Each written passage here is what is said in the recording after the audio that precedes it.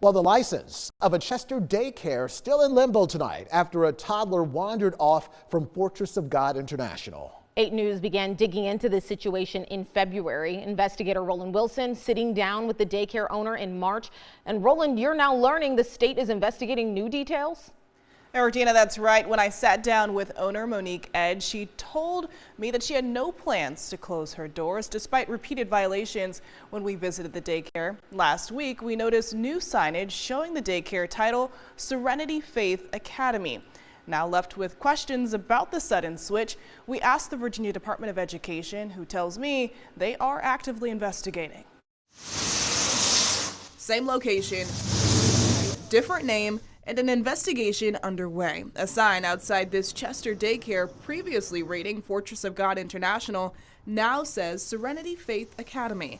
The Virginia Department of Education telling 8 News the department is investigating this matter. The daycare, operating under religious exemption, received attention in February after a 3-year-old was left unsupervised and wandered off into a busy road. In March, owner Monique Ed opened her doors to us, saying she opened the facility 2 years ago to help families in need, even walking us through the February incident. She had the nerve to ask me, who was in the baby room? I said, how the hell do I know? I had 100-something people in here, and y'all let them come through the door. I done lost track of who was where. How did the child get out? Well, nobody realized that he can open 3 doors. So was that child supervised when he left the facility? No. 8 News uncovered the facility received dozens of violations from the Department of Social Services prior to this incident, including unsafe or unclean conditions, no protective belts for students, and improper staff-to-student ratios. In April, the Virginia Department of Education issued a final order to revoke the daycare's religious exemption.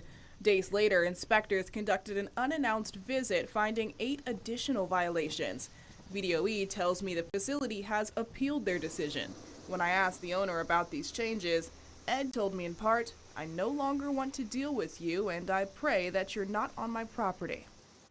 Now, a final decision concerning the daycare's license will be made at an upcoming hearing. The facility is allowed to operate during this appeal process. Eric?